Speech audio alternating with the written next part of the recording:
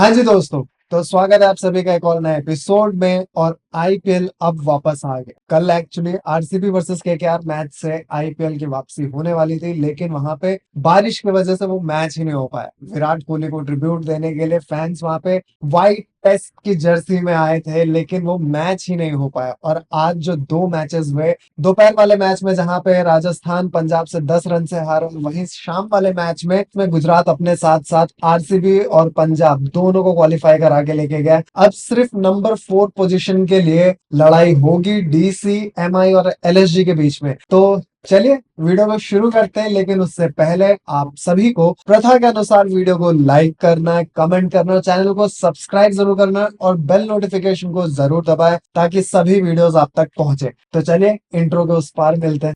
Welcome to the Free Guy Show. The beat drops heavy, the crowd says whoa. Sports in style, yeah, we keeping it pro. No rush, you're here, let the good times glow. From fields to courts where stars collide.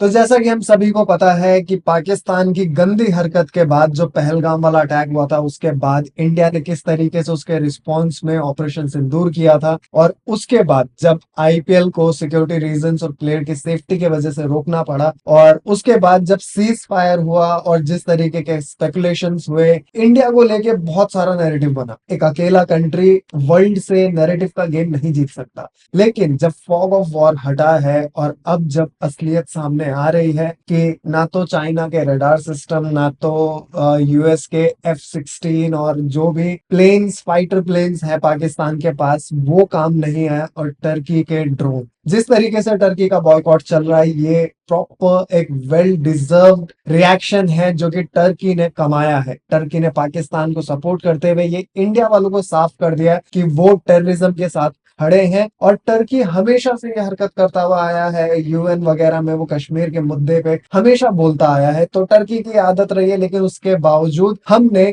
2023 में Turkey पे जब earthquake आया था, operation दोस्त किया था, जहां पे इंडिया सबसे पहले वहां पे पहुंचा था रिलीफ लेके। और टर्की के जो वहां के लोकल सिविलियंस है, उन्होंने ये कहा था कि हम अपनी पुश्तों को ये बताएंगे कि इंडिया ने हमारे लिए क्या किया था। बट क्या हम अपने पुश्तों को बता पाएंगे एक प्राउड के साथ कि टर्की ने हमारे साथ क्या किया था? नहीं। और टर्की के साथ ये जो बॉयकॉट हो रहा है, जिस तरीके से इंडियन गवर्नमेंट भी टर्की बेस्ड कंपनी को इंडिया में बैन कर रही, ये बहुत ही वेल प्लान्ड और बहुत ही सही इंटेंट के साथ लिया जा रहा एक्शन है। और अब जब ये फॉग ऑफ वॉर हट रहा है तो बहुत कुछ साफ हो रहा है। पहले पाकिस्तान ने ये कहा था कि हमारे राफेल को उन्होंने मार के गिराया है, S-400 को उन्होंने तबाह किया है, और हमारा एयरपोर्ट जहां पे पीएम मोदी आर्मी पर्सनल्स के साथ जाके ऑन ग्राउंड मिले हैं, वहां पे राफेल पीछे खड़ा था, S-400 पीछे खड़ा था। और अभी भी ये क्लियर नहीं है कि राफेल और S-400 यूज में हुए थे भी कि नहीं हुए थे। ब्रह्मोस की डिमांड जिस तरीके से बढ़ रही, ये भी फॉग ऑफ वॉर हटने के बाद हुआ है, जब वर्ल्ड अब ये पहचान रही कि इंडिया ने किस तरीके का डैमेज पाकिस्तान को दिया है। हमारे पास सैटेलाइट इमेज से लेके सारे एविडेंसेस हैं,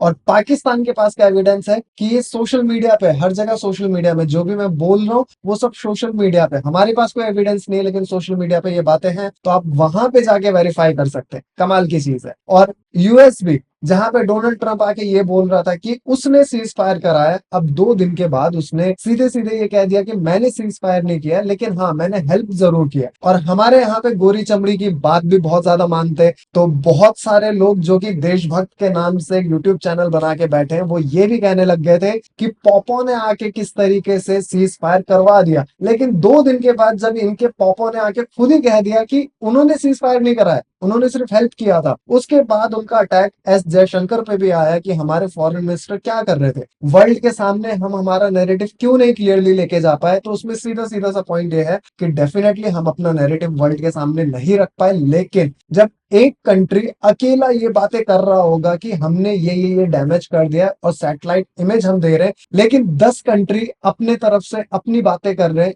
तो हमेशा ये कहा गया है कि जितने ज्यादा लोग झूठ बोलेंगे वो झूठ सच लगने लगेगा। तो फॉग ऑफ वॉर में यही हुआ है कि ज्यादा लोगों ने झूठ बोला और वो सच लगने लगा था। लेकिन जब फॉग ऑफ वॉर हटने लग गया, तब इंडिया की सच्चाई सामने है कि इंडिया ने किस तरीके का डैमेज किया है।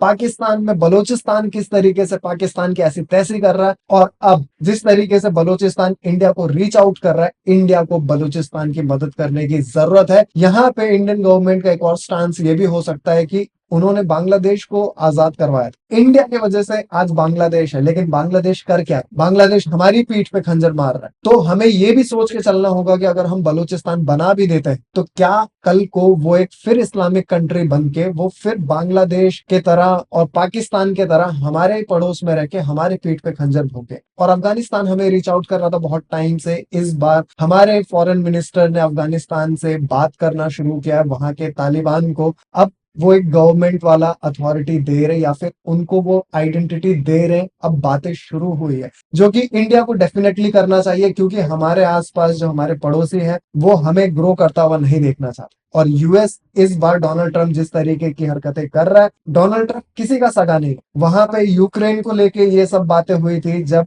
लाइव प्रेस कॉन्फ्रेंस में बैठ के उसने यूक्रेन के प्रेसिडेंट को ये कहा था कि ये किस तरीके का आउटफिट पहन के आए, चप्पल में क्यों आए, वगैरह वगैरह। और अभी जब वो यूएई में गया है, वहां पे जाके जब उसको 1.2 ट्रिलियन का एक फंड मिला है या फिर बिजनेस डील मिली है, वहां पे वहां का किंग ट्रंप के सामने चप्पल में बैठा था। तब ट्रंप को ये नहीं लगा कि ये किस तरीके का आउटफिट, ये कैजुअल मीटिंग नहीं है, एक फॉर्मल मीटिंग है, देख मैं टाई वाई लगा के आया हूं, सूट वूट पहन के आया हूं, तो चप्पल पहन के कैसे आ गया? वहां पे मुंह नहीं खुला क्योंकि 1.2 ट्रिलियन स्टेक पे था। तो ट्रंप इस बार बहुत दोगलापन कर रहा है, क्योंकि इसके बाद वो शायद ही प्रेसिडेंट बन पाए यूएस का, और वो अपना इम्पैक्ट डालना चाहता है। एप्पल के सीईओ को भी जिस तरीके से टिम कुक को उसने कहा था कि इंडिया में बिजनेस मत करने जा, यूएस में ही कर। तो बहुत सारी चीजें हो रही है और इंडिया को भी अब समझने की जरूरत है, क्योंकि इंडिया एक ग्रोइंग इकोनॉमी। इंडिया में अगर एप्पल आता है तो हमारी इकोनॉमी ग्रो होगी, और हमारा ब्रह्मोस मिसाइल जो 17 कंट्रीज डिमांड कर रही है, अगर उनके साथ हमारा डील होता है तो हमारी इकोनॉमी बहुत स्ट्रांग होगी। और बलूचिस्तान को नो मैटर व्हाट वो बाद में हमसे किस तरीके से बिहेव करेंगे, लेकिन अभी पाकिस्तान का टूटना बहुत जरूरी। और बलूचिस्तान को मुझे ऐसा लगता है कि इंडिया को फुल सपोर्ट करना चाहिए, क्योंकि बाकी कंट्रीज यही कर रही है। चाइना पाकिस्तान को हमारे अगेंस्ट सपोर्ट कर रहा है, टर्की अजरबैजान को कर रहा था, और यूएस जिस तरीके से अफगानिस्तान में बैठा हुआ था और जिस तरीके से पाकिस्तान को सपोर्ट करता हुआ आया है,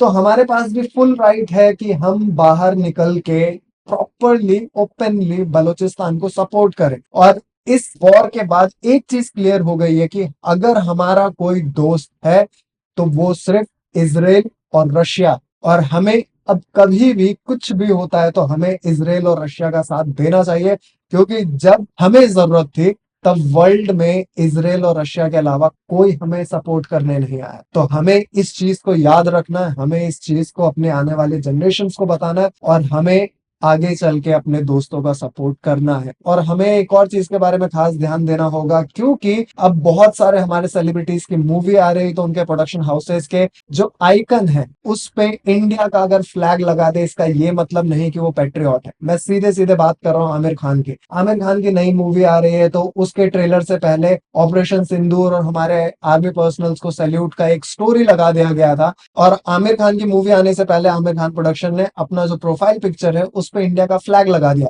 इसका ये मतलब नहीं है कि हमें बाकी चीजें भूल जानी चाहिए, हमें सीधे सीधे इस मूवी को बॉयकॉट करनी चाहिए। और मैं आपको सिर्फ सजेस्ट कर रहा हूँ, मैं अपना स्टांस मेरा क्लियर है कि मैं इस मूवी को देखने बिल्कुल भी नहीं जा रहा हूँ। और मुझे याद है कि हमारे सेलिब्रिटीज ने क्या किया। पाकिस्तान के सेलिब्रिटीज जो कि 2 टके के हैं, जो कि इंडिया में आके फेम लेके जाते, इंडिया में ही आके फैंस बनाते, वो गलत होने के बावजूद अपनी कंट्री के साथ स्टैंड कर रहे हैं। मैं इस चीज की वजह से उनकी रिस्पेक्ट करता हूँ। लेकिन हमारी कंट्री में जिनके पास अपर हैंड है, जिनके पास वो हमेशा काम मांगने, भीख मांगने आएंगे, हम सही होने के बावजूद अपनी कंट्री के साथ स्टैंड नहीं कर पा रहे, हमारे आर्मी के साथ खड़े नहीं हो पा रहे, और सही को सही बोल नहीं पा रहे। बहुत कम ऐसे सेलिब्रिटीज है जिन्होंने ये चीज की है, और हमें उनको रिस्पेक्ट करने की जरूरत है। और इस बीच एक और चीज हुई है, जब इंडियन गवर्नमेंट ने पाकिस्तानी यूट्यूबर्स को बैन किया था, और मैं स्पेसिफिकली अगर बताऊं तो एक इंसिडेंट जो कि मेरे सामने आया है जिससे मुझे बहुत सुकून मिला है, और किस वजह से वो उसके बारे में भी मैं बात करूंगा। एक इफ्फी और वासे ऐसा ही कुछ चैनल है जो कि नीम के पेड़ के आगे बैठ के करते हैं, उनके काफी मीम्स वगैरह हमने देखे हैं। मैंने उनके यूट्यूब को विजिट तो नहीं किया, बहुत ही क्रिंज था, हमेशा से मुझे क्रिंज लगा है, लेकिन मैंने कुछ बहुत देख रहा, तो उनके मीम्स बनते, सब कुछ होता था। लेकिन जब से वो बैन हुए उसके बाद जिस तरीके से वो इंडिया को गाली दे रहे हैं, इंडियन प्राइम मिनिस्टर को गाली दे रहे हैं, और वहां पे इन सब के बावजूद इंडियंस वीपीएन लगा के पहुंच रहे। एक विशाल नाम का बंदा कोई था जो कि वीपीएन लगा के पहुंचा था और लव फ्रॉम इंडिया कर रहा था, वीपीएन लगा के आया वो लव फ्रॉम इंडिया कर रहा था। माँ बहन की गालियां दी है उस बंदे ने, अपना असली रूप दिखाया। इस चीज की बहुत खुशी है मुझे कि उसका असली रूप बाकी लोगों को भी देखने को मिला होगा, जो वीपीएन लगा के गए होंगे उनको भी देखने को मिला होगा और खून तो उनका भी खौला होगा। लेकिन इस तरीके के दोगले लोग जो कि हमारे इंडिया में हैं, जो कि जिनको लगता है कि वॉर अननेसेसरी है, मैं आपको बता दूं कभी भी इस तरीके की सिचुएशन होगी, जैसे कश्मीर में जब कश्मीरी पंडितों को मारा गया था, वहां से निकाला गया था, पीस इररिलेवेंट था। 26/11 में जब अटैक हुआ था ताज में, पीस इररिलेवेंट था। जितने मर्जी लोग हम पीस मांगते रहे, वो पीस मांगना इररिलेवेंट होता है और वॉर कई बार नेसेसिटी बन जाता है। और इस तरीके के इंसिडेंट में जहां पे एक कंट्री जो कि हमारे पड़ोस में रह के हमेशा से टेररिज्म को सपोर्ट करता है और इंडिया के अंदर टेररिज्म फैलाने का पूरा क्रेडिट पाकिस्तान को जाता, तो ऐसी कंट्री के अगेंस्ट वॉर नेसेसिटी बन जाता है। और हमारे कंट्री में बैठ के जो कि सेफ है हमारे आर्मी पर्सनल्स की वजह से, उनको ऐसा लगता है कि आर्मी या फिर गवर्नमेंट जानबूझ के वॉर करना चाहता है और ये बन जाते हैं पीस मेकर्स अपने घर के कंफर्ट में। तो इनको इस तरीके की गालियां जरूर पड़नी चाहिए जिस तरीके से ये वीपीएन लगा के पाकिस्तानियों को देखने पहुंचे थे। और उनकी हालत ये है, जिनके लैक्स और मिलियंस में व्यूज जाते थे, उनको अब 300 लाइक आ रहे और 6,000, 8,000, 10,000 उनके व्यूज है। उनके व्यूज सिर्फ इंडिया से जनरेट होते थे क्योंकि वो तब पाकिस्तानियों को गाली देते थे, जिसका मजा हम इंडियंस लेते थे। लेकिन हमें ये चीज नहीं समझ में आता था कि पाकिस्तानी हमको सिर्फ प्लीज करने के लिए बोल रहे हैं। सगे ये पाकिस्तान के ही है, ये हमारे सगे कभी नहीं बन सकते। ये मुंह से जरूर बोल सकते हैं कि इनका इंडिया पाकिस्तान वाले कंट्रोवर्सी से कोई लेना देना नहीं, ये सिर्फ क्रिकेट पे बात करते हैं और ये न्यूट्रल है, ये सिर्फ अपने मुंह से बोलते। पहलगाम अटैक पे इनके मुंह से कुछ नहीं निकला, ये अपनी कंट्री को कभी क्रिटिसाइज नहीं करेंगे। लेकिन इंडिया जब रिस्पॉन्ड करता है तब इंडिया गलत है और इंडिया टेररिस्ट है, क्योंकि हम रात के अंधेरे में अटैक कर रहे हैं। हमारी मर्जी, हम जब मर्जी अटैक करें। जब हमारी आर्मी को लगेगा कि उनके पास एक टैक्टिकल एडवांटेज है और वो अपने प्लान को परफेक्टली एग्जीक्यूट कर सकते हैं, वो तब करेंगे। पहलगाम करने से पहले क्या पाकिस्तानियों ने बता के किया था या टेररिस्ट ने बता के किया? ये वॉर कभी भी फेयर हो ही नहीं सकता। और हमारी मिलिट्री प्रॉपर एक्शन ले रही है जब पाकिस्तानियों को पता है, वो प्रिपेयर्ड होने के बाद लात खा रहे और दुनिया के सामने जलील हुए ये सुअर सारे। पाकिस्तानियों ने अपनी असलियत दिखा दी है। अब हम इंडियंस को जागने की जरूरत है और जो सोए हुए हैं, जो कि पीस का ढिंडोरा पीटते हैं और जो वीपीएन लगा के पाकिस्तानियों को देखने जाते हैं, अब ये हाई टाइम है कि भगवान उनको थोड़ी सी सद्बुद्धि देते हैं। तो बहुत बातें हो गई, खैर अब मैच पे वापस लौटते हैं और आईपीएल अब शुरू हो चुका है। आरसीबी वर्सेस केकेआर वाला मैच बारिश में धुल गया था। आरसीबी को 1 पॉइंट मिला, केकेआर एलिमिनेट हो गया बारिश के वजह से। और आज के मैच में पंजाब ने जिस तरीके की बैटिंग की, एक टाइम पे जब श्रेयस अय्यर ने अपने पोजीशन को सैक्रिफाइस कर दिया था, वो उंगली के चोट की वजह से है या फिर जो भी उनके रीजंस हो, उसके बाद ऐसा लग नहीं रहा था कि पंजाब 200 पार कर पाएगा। लेकिन पंजाब ने बाद में 219 बनाए। नेहल वडेरा ने 37 बॉल पे 70 रन के कमाल की इनिंग खेली और बॉलिंग में हरप्रीत ब्रार, क्या कमाल का अटैक था। 4 ओवर में 3 विकेट लेके गया और 21 रन ही दिए शायद से। और मैन ऑफ द मैच भी डिजर्विंग हरप्रीत ब्रार को ही मिला। जिस तरीके से बॉलिंग कराई, 3 क्रूशल विकेट लिए, यशस्वी जायसवाल, सूर्यवंशी और रियान पराग का विकेट लिया। कमाल की बॉलिंग कराई। और राजस्थान की इस साल की स्टोरी ही रही है, जैसा मर्जी स्टार्ट मिल जाए, राजस्थान हमेशा चेस करते हुए चोक कर जाता है और लास्ट में फिनिश नहीं कर पा रहा है। अब राजस्थान को ये चीज सोचना पड़ेगा कि नेक्स्ट ईयर जब वो आएंगे आईपीएल में, तब वो किस तरीके की टीम कॉम्बिनेशन के साथ आएंगे। क्योंकि राजस्थान ने सिर्फ एक फॉरेन प्लेयर रखा था, रिटेन किया था, वो था शिमन हेटमायर। और जिस तरीके का सीजन ये गया, हेटमायर से जो एक्सपेक्टेड था, जो उनका रोल था, वो परफॉर्म नहीं कर पाए। और दूसरी तरफ पंजाब के सीजन की अगर बात करें, आज श्रेयस अय्यर कैप्टनसी भी नहीं कर पा रहे थे, वो बाहर हो चुके थे, सब्स्टिट्यूट हो गए थे। और वहां पे शशांक सिंह आज पंजाब के कैप्टनसी कर रहे थे। बैटिंग से कमाल किया था, 30 बॉल 59 बनाया था। अजमतुल्ला उमरजाई का भी कंट्रीब्यूशन था, नेहल वडेरा का था, फिर प्रभ सिमरन एक अच्छे टच में दिख रहा था, लेकिन उसके बाद जिस तरीके से आउट होके गया, अनफॉर्चुनेट था। और श्रेयस अय्यर ने भी 30 रन का कंट्रीब्यूशन दिया था। तो पंजाब की तरफ से बैटिंग में कमाल कर रहे, बॉलिंग में थोड़े से लूप होल्स कभी कभी दिखते, लेकिन उनका कोई ना कोई बॉलर कमबैक करवा देता है। हमेशा ये स्टोरी रही है, चाहे वो चहल को ले लो, चाहे अर्शदीप को ले लो, चाहे आज हरप्रीत ब्रार को ले लो। अब यहाँ से पंजाब की स्टोरी ये है कि पंजाब, आरसीबी और जीटी तीनों क्वालिफाई कर गए। अब यहाँ से आरसीबी और पंजाब में से सेकंड नंबर पे कौन आता है, क्योंकि वहां पे पहुंचने पे एक एडवांटेज मिलेगा। 2 मैचेस खेलने होंगे, एलिमिनेटर तीसरे और चौथे के बीच में होगा। तो यहाँ पे अब सिनेरियो ये बन गया है कि शाम वाले मैच में गुजरात ने दिल्ली को 10 विकेट से हराया। साई सुदर्शन जिस फॉर्म में इस साल चल रहा है वो अनबिलीवेबल है। मतलब अब ऑरेंज कैप की रेस में वो काफी आगे निकल चुका है अपने कंपटीशन से। अब अगर कंपटीशन की बात करें ऑरेंज कैप में, तो शुभमन गिल और साई सुदर्शन के बीच में ही वो चलता रहेगा, क्योंकि अब विराट कोहली से भी कुछ 80-90 रन का डिफरेंस क्रिएट हो चुका है। तो ऑरेंज कैप की रेस में काफी आगे निकल गए हैं। चांसेस विराट कोहली के पास भी है, जीटी के पास भी है। और अगर अब चौथे नंबर की टीम की बात करें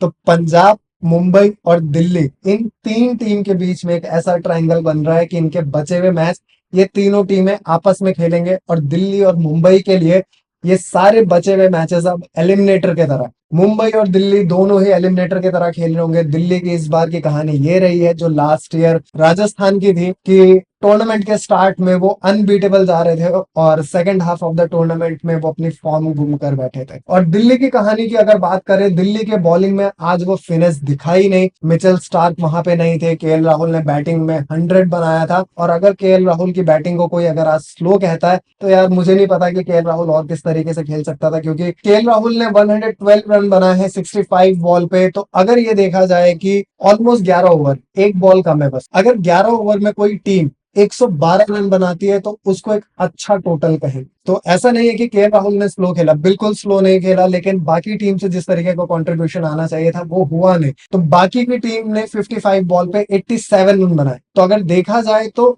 टोटल इतना बुरा नहीं था। दिल्ली ने 199 सेट किया था, लेकिन आज उनकी बॉलिंग में उस तरीके का फिनिश था ही नहीं। पिच में कोई मदद नहीं थी, ऊपर से सेकंड बॉलिंग करा रहे थे और जो डिसीजन उनके फेवर में जाना भी चाहिए था, एक ही चांस क्रिएट हुआ था जहां पे वो अंपायर्स कॉल हुआ था कुलदीप यादव की बॉल पे। तो उस अगर आज बॉलिंग की बात करें तो दिल्ली की बॉलिंग में कुछ हुआ ही नहीं, ना किसी को विकेट मिला, ना तो विकेट टेकिंग मोमेंट्स क्रिएट हुए। बॉलिंग थोड़ी सी कैजुअल रही है, पावर प्ले में बहुत गंदी बॉलिंग हुई, फील्डिंग उतनी ही गंदी हुई। और जिस तरीके से नटराजन को लेके जो हाइप क्रिएट हो रहा था कि नटराजन को क्यों नहीं खिला रहे, और आज के मैच में नटराजन ने जिस तरीके की लाइन और लेंथ पे बॉलिंग कराई, ये अनएक्सेप्टेबल है। एक ओवर समझ में आ सकता है कि बहुत दिन के बाद बॉलिंग कराने आ रहे तो लाइन लाइन ढूंढ रहे हो, लेकिन ये अनएक्सेप्टेबल है। जिस तरीके की बॉलिंग आज हुई है वो बिल्कुल अच्छी नहीं थी। फील्डिंग के भी स्टैंडर्ड बहुत डाउन थे। और देखा जाए तो फैफ डुप्लेसी एक कमजोर कड़ी लग रहा है दिल्ली के लिए, क्योंकि ओपनिंग में फैफ डुप्लेसी पहले भी कुछ नहीं कर पा रहे थे ज्यादा, और अभी भी ज्यादा कुछ नहीं कर पा रहे। तो अगर दिल्ली कहीं कुछ चेंज करना चाहता है तो वहां पे मुझे लगता है कि शायद ओपनिंग में ही करे। अदरवाइज ये शायद उन मैचेस में से है जहां पे दिल्ली एक प्रॉपर 11 के साथ उतरा था। आशुतोष शर्मा को भी प्लेइंग 11 में रखा था, तो अच्छी चीज थी। बट दिल्ली के लिए अब बचे हुए 2 मैचेस एलिमिनेटर है, मुंबई के लिए बचे हुए 2 मैचेस एलिमिनेटर है, लखनऊ के भी चांसेस हैं। बट जिस तरीके का नेट रन रेट लखनऊ का है, मुझे नहीं लगता कि लखनऊ के चांसेस उतने ब्राइट है। बट मैथमेटिकली लखनऊ के भी चांसेस अभी है। तो लेट्स सी आने वाले मैचेस में किस तरीके से टीमें परफॉर्म करती है। तो आज की वीडियो के लिए इतना ही। अब जाने से पहले मैं आप सभी को 2 मैसेजेस के साथ छोड़ के जाना चाहूंगा कि हमारे आसपास बहुत से ऐसे जानवर हैं जिनको हमारी जरूरत है। तो अगर वो आपके घर के आसपास या आपके पास आते तो प्लीज उन्हें भगाए नहीं, और हो सके तो उन्हें थोड़ा सा खाना, थोड़ा पानी, थोड़ा प्यार जरूर दे। इससे उनकी बहुत हेल्प होगी। और अपने घर के अंदर और बाहर पेड़ जरूर लगाए, और अपनी कंट्री के लिए लॉयल बने, पैट्रियट बने। तो आज के वीडियो के लिए इतना ही। अब नेक्स्ट वीडियो में मिलेंगे। वीडियो अच्छा लगा हो तो वीडियो को लाइक करें, कमेंट करें और चैनल को सब्सक्राइब जरूर करें। तब तक के लिए bye, take care, peace out.